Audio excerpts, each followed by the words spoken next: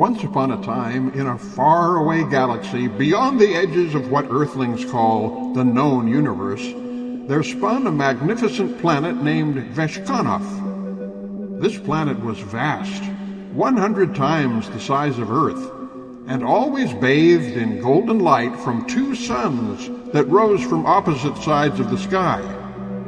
There was no night on Veskanov, only the everlasting warmth of wisdom, laughter, and peace. Veskanov was home to the spirits of light, radiant beings of energy and thought.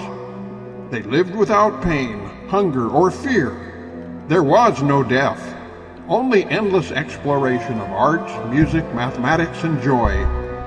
Yet even in this perfect world, something began to stir. The spirits became curious. What is pain, they asked. What does fear feel like? What would happen if we forgot who we were and had to find our way back? The great creator of Veskanov, a being of immeasurable light and compassion, gathered his assistants around the golden circle of thought. They are ready. It is time to create the game of life on Earth. And so he built a new world, Earth, a smaller, green-blue planet swirling in clouds, filled with mountains, oceans, and endless challenges. But Earth was different from Veskanov. On Earth, the game would be hard, very hard. The Creator said, "If they are to understand the joy of light, they must know the weight of darkness." And so the Creator invented Satan, a slippery spirit who would play the role of temptation. Then he created disease, sorrow, fear, jealousy, and anger. He called them the shadows of earth and gave them permission to roam freely. But no shadow may destroy a spirit, only challenge them. He then called upon two of his bravest spirits, Leora, a woman spirit of music and clarity, and Cairo, a man spirit of wonder and boldness. He showed them Earth through the lens of destiny. You will forget who you are. You will feel fear and loss and even heartbreak. But you will also discover love, courage, and joy. After 90 Earth years, or 15 minutes in Veskanov time, you will return stronger than before. Leora and Cairo looked at each other, shimmering with excitement and a tinge of nervousness. Let the game begin, they said in unison. As they descended into Earth's realm, their radiant spirit forms became fragile human bodies.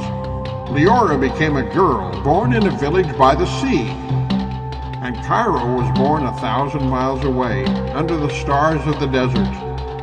They had no memory of Veskanov, only a quiet whisper in their hearts that they were meant for something more. Leora loved music, but was born into a family that banned singing. Her voice, when heard, calmed crying babies and made flowers bloom, but she was punished for using it. Meanwhile, Cairo was a curious boy, but his world feared questions. Don't ask, they said, just obey. Each night, both looked at the stars and felt something stir, a calling they could not explain. When Leora turned 12, her village was struck by a strange disease.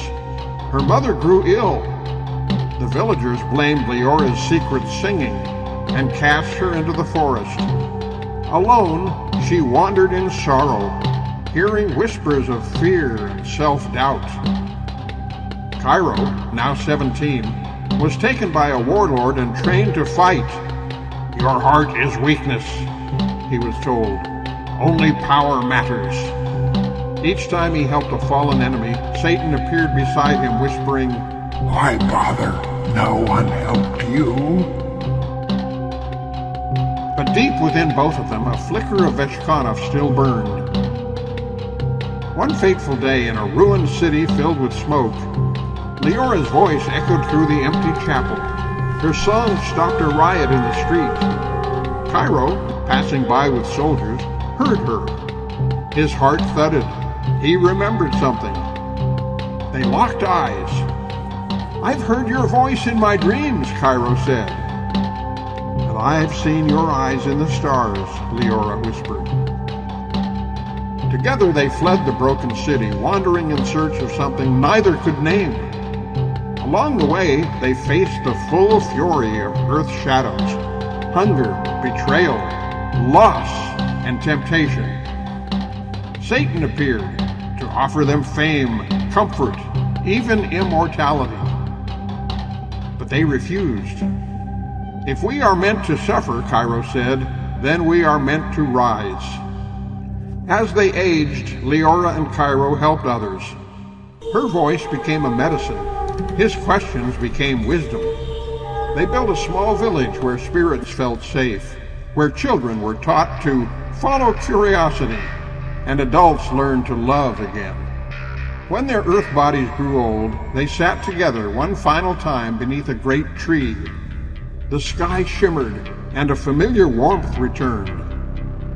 "It's been 90 years, Leora said. "Only 15 minutes, Cairo smiled. The light of Veskanov descended, and the two spirits rose from their bodies, laughing, weeping, and glowing as they remembered who they were. Back on Veskanov, the great creator welcomed them with open arms. Well played. You remembered the truth. The game was never punishment. It was a journey back to yourselves. Now the story of Leora and Cairo is whispered across the stars. Each time a spirit prepares to descend into Earth, they read the tale of the Earth game and smile. For they know pain is a test, love is the compass, and even the darkest moment is only a minute away from home. And so the game continues, one lifetime at a time.